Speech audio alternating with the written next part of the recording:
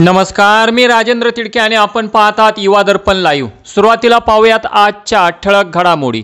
शरद पवारांचा फोटो वापरू नका, स्वतंत्र पक्ष म्हणून निवडणुकीला सामोरे जा, सुप्रीम कोर्टाचे अजित पवारांच्या राष्ट्रवादीला निर्देश। फडणवीस यांना अडकवण्याचा वाझे परमवीर सिंग यांचा प्रयत्न, न्यायमूर्ती चांदीवाल यांचे गौप्यस्फोट, अनिल देशमुखांना देखील क्लीन चिट नाहीच। 100 कोटींच्या वसुली प्रकरणात पवार ठाकरेंचा हस्तक्षेप, सर्व काही त्यांच्या सूचनेनुसारच होत होते। परमवीर सिंहाकडून चांदीवाल यांच्या दाव्याचे समर्थन। पालघरमधील श्रीनिवास वानगा यांची नाराजी दूर, मुख्यमंत्री शिंदेंचे केले स्वागत, राजेंद्र गावित यांच्या प्रचार सभेतही उपस्थित। अजित पवार यांच्याही बॅगांची तपासणी, तपास अधिकाऱ्यांना सापडल्या चकल्या, अजितदादा म्हणाले खा। पृथ्वीराज चव्हाण म्हणाले मवियातील काही उमेदवार निवडून येण्याची शक्यता कमी। काटोलमध्ये उपमुख्यमंत्री फडणवीसांची तर पुण्यात केंद्रीय मंत्री रामदास आठवलेंची बॅग तपासली आणि माझ्यात मुख्यमंत्री बदलण्याची ताकद, हे किरकोळ लोक काय करणार, अब्दुल सत्तार यांचा रावसाहेब दानवे यांना टोला। आणि आता बातमीपत्र बीड जिल्ह्याचं आणि राज्यातील इतर घडामोडींचं सविस्तर। बीड शहरातील चंपावती विद्यालयासमोर नगर रोडवरील फुटपाथावरील पुरातत्व व वस्तू संग्रहालय विभाग महाराष्ट्र शासन यांच्या अधिकार क्षेत्रातील संरक्षित स्मारक रणखांब शिलालेख पुरातत्व विभागाच्या कायदेशीर प्रक्रिया पूर्ण न करताच कंत्राटदार आणि पुरातत्व व संग्रहालय विभागातील काही अधिकारी संगनमताने जिल्हा प्रशासनाची दिशाभूल करून दुरुस्तीच्या आदेशावर मूळ जागेवरून स्थलांतरित करण्याचे षडयंत्र रचत असून संबंधित प्रकरणात सखोल चौकशी करून शासनाची दिशाभूल करणाऱ्या कंत्राटदार व अधिकाऱ्यांवर कायदेशीर कारवाई करण्यात यावी अशी लेखी तक्रार सामाजिक कार्यकर्ते डॉक्टर गणेश ढवळे, लिंबा गणेशकर आणि रामनाथ खोड यांनी सुजित कुमार उगले, संचालक पुरातत्व व वस्तू संग्रहालय संचालनालय महाराष्ट्र राज्य मुंबई यांना करून आंदोलनाचा इशारा दिला आहे।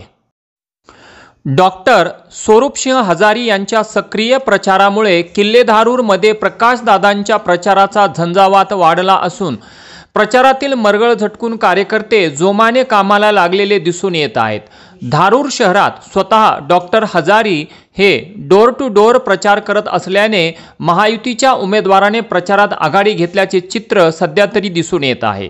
डॉक्टर स्वरूपसिंह हजारी व त्यांचे कार्यकर्ते हे मैदानात उतरल्याने प्रचारात चांगलाच रंग भरल्याचे दिसून येत आहे। प्रत्येक मतदाराची भेट घेऊन महायुतीचे माजलगाव मतदारसंघाचे उमेदवार प्रकाशदादा सोळंके यांच्या घड्याळ चिन्हासमोरील बटन दाबून बहुमताने विजयी करण्याचे आवाहन ते करत आहेत। सोबत मित्र पक्षाचे कार्यकर्ते असल्याने प्रचार यंत्रणा आणखीनच जोमाने राबवण्यास मदत होत आहे। युवा दर्पण लाईव्हसाठी विष्णू रंधवे, किल्लेधारूर। आष्टी विधानसभा मतदारसंघात विकास कामे करत जनतेच्या सुखदुःखात साथ देणाऱ्या माझ्या कार्याची मतदारांमध्ये नोंद असून 5 वर्षे मतदारसंघात न फिरकणाऱ्या विरोधकांना आजच मतदार आठवत आहेत। अशांना खड्यासारखे बाजूला करत आपल्याला सेवेची संधी द्यावी असे आवाहन आष्टी विधानसभा मतदारसंघाचे भाजपाचे उमेदवार माजी मंत्री सुरेश धस यांनी पारगाव जिल्हा परिषद गटात झंझावाती दौरा करत असताना केले आणि मतदारांशी संवाद साधत विकास कामाचा आलेखच सादर केला। फक्त विरोधाला विरोध हेच धोरण विरोधी उमेदवारांचे असून मी केलेले कार्य हे जनतेच्या कायम स्मरणात असून विकास कामे केलेल्यांना बोलण्याची गरजच भासत नसल्याचे सांगत विरोधकांचा त्यांनी समाचार घेतला। या प्रसंगी माजी सभापती केशव रसाळ, महेंद्र गर्जे, मधुकर गर्जे, परमेश्वर येवले, ज्येष्ठ पत्रकार सोमनाथ कोले, अतुल मखाळ, राहुल शिंदे यांच्यासह वैद्यकिनी, सौंदाना, सोनेगाव, सावरगाव येथील कार्यकर्त्यांसह ग्रामस्थ मोठ्या संख्येने उपस्थित होते। युवा दर्पण लाईव्हसाठी श्रीरंग लांडगे, आष्टी। आज दिनांक 13/11/2024 बुधवार रोजी बीड शहरामध्ये महायुतीचे उमेदवार डॉक्टर योगेश क्षीरसागर यांच्या प्रचारार्थ उपमुख्यमंत्री अजित पवार यांची जाहीर सभा पार पडली। या सभेत आक्रमक भाषण करत खऱ्या अर्थाने ही सभा गाजवली ती रिपाईचे युवा प्रदेशाध्यक्ष पप्पू कागदे यांनी।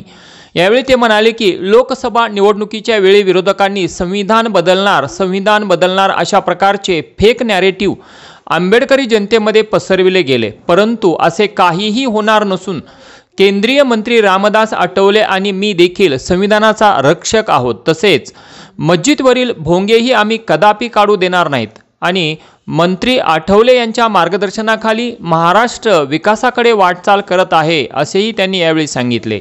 तरी आंबेडकरी जनतेने कोणत्याही संभ्रमात न राहता महायुतीचे उमेदवार डॉक्टर योगेश क्षीरसागर यांनाच विजयी करावे असे आवाहनही त्यांनी यावेळी केले। या महाराष्ट्रामध्ये खऱ्या अर्थानं देवेंद्रजी फडणवीस साहेब असतील, अजितदादा पवार असतील, एकनाथजी शिंदे असतील, माननीय नेते रामदासजी आठवले असतील, यांच्या नेतृत्वाखाली महायुती झाली आणि महायुतीच्या माध्यमातून या महाराष्ट्रामध्ये एक विकासाचा वारा वाहू लागलेला आहे आणि त्या निमित्तानं या ठिकाणी विनंती करण्यासाठी आम्ही इथं आलेलो आहोत की डॉक्टर योगेश भैया क्षीरसागर यांना आपल्याला प्रचंड बहुमताने निवडून द्यायचंय। देशामध्ये आणि महाराष्ट्रामध्ये सातत्याने विरोधक बोलतायत की संविधान बदलणार आहे, संविधान बदलणार आहेत, हे अफवा पसरण्याचं काम करतायत। मी एक रिपब्लिकन पक्षाचा कार्यकर्ता, एक सच्चा भीमसैनिक आहे। मी लहान बाल वयापासून रिपब्लिकन पक्षामध्ये काम करतोय। परमपूज्य डॉक्टर बाबासाहेब आंबेडकरांचा विचार पुढे घेऊन जाणारा मी कार्यकर्ता आहे।